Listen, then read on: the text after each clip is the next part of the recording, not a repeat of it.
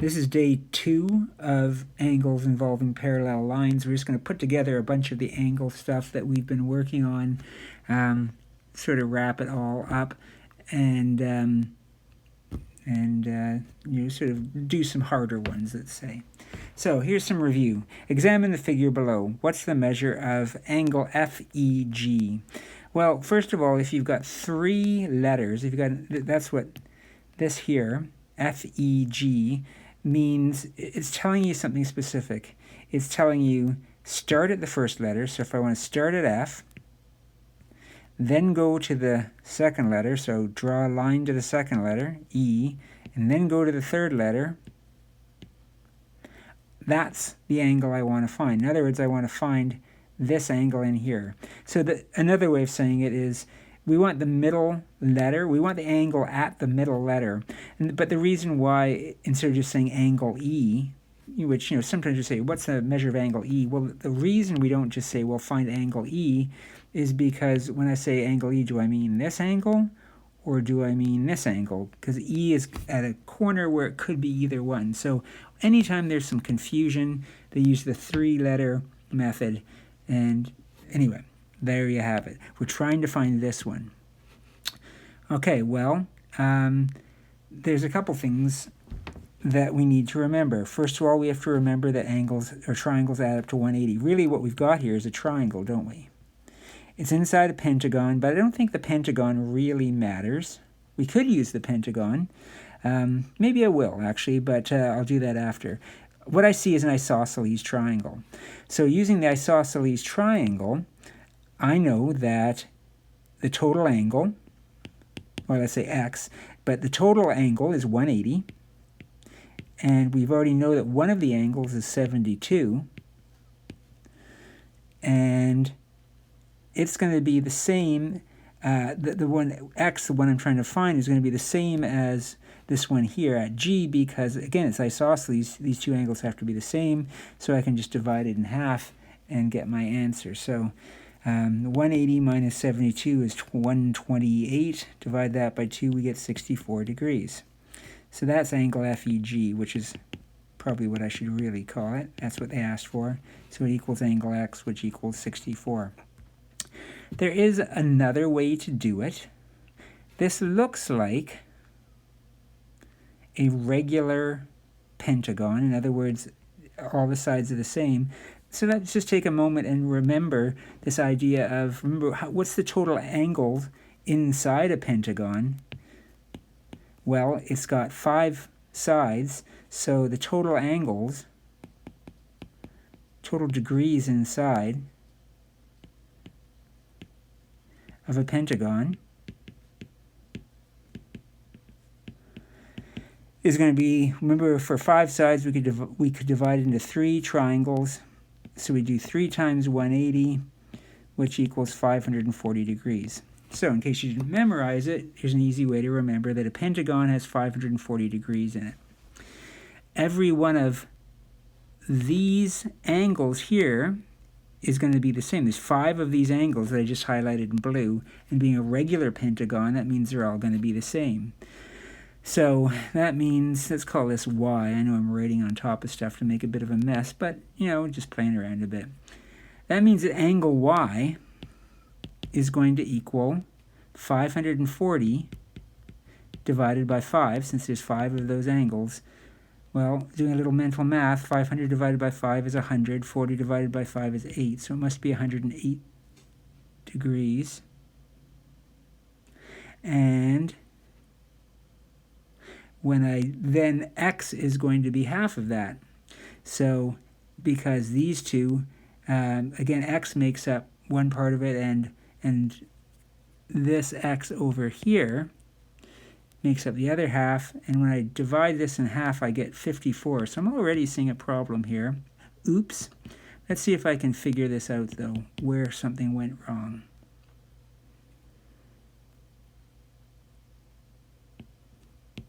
Write that out. 54 degrees. Okay, no problem. Well, I think I see my problem already.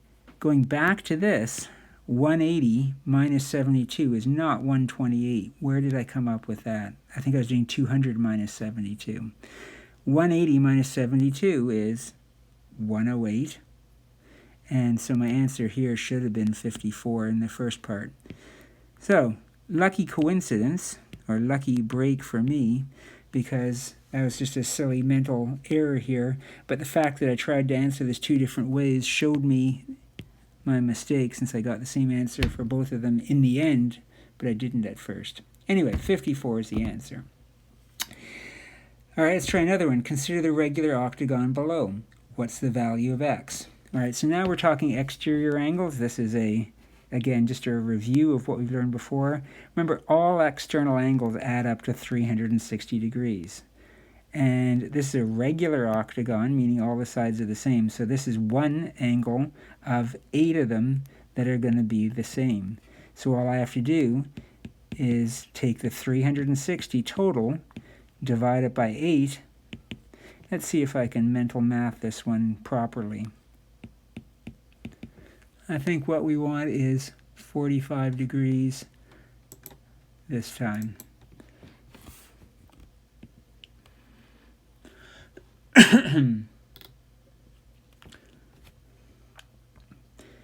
All right, what else can we do? Consider the diagram below. So we're still supposed to be working with parallel lines and transversals today.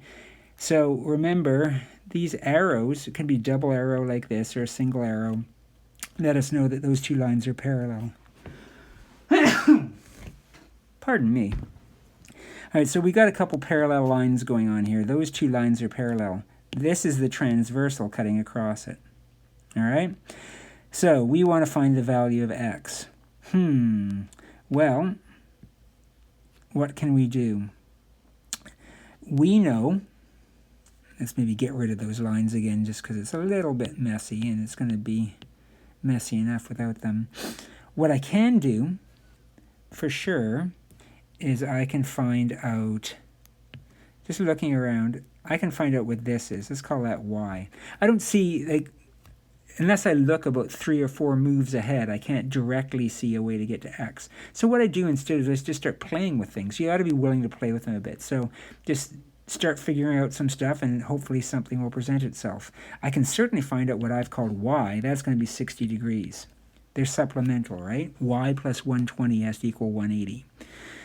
So if that equals 60 degrees, then that means that this one over here, let's call that z, has to equal 180 minus 60, which was y, minus 80. In other words, if I take away the 60 and the 80, what I've got left has got to be the z. And again, it's not what I'm looking for, I'm just playing with it. And I got 40 degrees, though, for what I call z. Let's write it right on there. Well, now I'm starting to get somewhere I can go, oh, okay, because these are parallel lines, then z and this, which doesn't have a name, but let's call it, let's call that w, are corresponding angles, and they have to be equal to each other. So that just means that w has to equal 40 degrees as well. And if w is 40 degrees, then that takes me back to being able to do supplementary angles. W plus x has to equal 180, so x equals 140. So I had to do 4 different calculations just to find out what I wanted.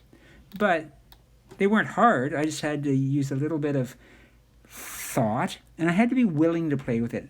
You have to be willing to not just go, I don't see it, throw in the towel right away. You got to have a little bit of patience, a little bit of trust in yourself, and be willing to make mistakes. The relation shown below can be expressed as 3x plus 4y minus 180 equals 0. Another way to write this relation is, and then we got this multiple choice answer. Well, whenever I got a multiple choice from math, I prefer to just work out the answer first and then just find which one matches it. So I will look at the answers and I see, okay, they're all in slope y-intercept form, right? Every one of these answers is in slope y-intercept form. So it stands to reason that all I have to do is take this, change it into slope y-intercept form, and it hopefully should match one of the answers below. So I'm going to keep the y on the left. I'll subtract 3x from each side, add 180 to each side. Then I will divide each side by 4. And what I'll get is y equals negative 3/4 x plus 45. And that appears to be the same as B part. That's the way that you should do it. Anytime you got a math question, if it's multiple choice, and unless it's like a very short one with just knowledge, but if any one that requires calculations, do the calculations, then compare it to the answer. Last example, a parallelogram is inscribed in a quadrilateral as shown. So this is the quadrilateral. It's four-sided, so that makes it a quadrilateral. And this is the parallelogram. Parallel sides, opposite sides are parallel to each other. You can see that you got double arrows on these two sides, making them parallel. We got single arrows on these two sides, making them parallel. So that makes it a parallelogram. Not necessarily a rectangle, though. It doesn't mean that x has to be 90 degrees. It just means that it's a parallelogram. So let us, how are we going to work this out? Well, probably the best thing I can do is if I can, since I see that I know this angle is 49 and this angle is 48, what I'd really like is to have an angle inside the parallelogram. And it seems pretty obvious that I could get this one. Let's call it y, because y has got to be equal to, well, let's do it a different way. Y plus 49 plus 48 equals 180, right? Those three have to add up to 180. They're a straight line. So y has to equal 180 minus those 49 and the 48, those other two. Y ends up being 83 degrees, okay?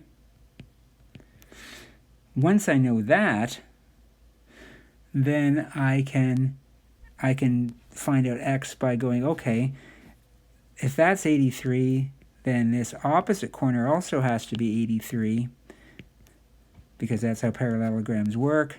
And so I know, and we can call this one x as well over here.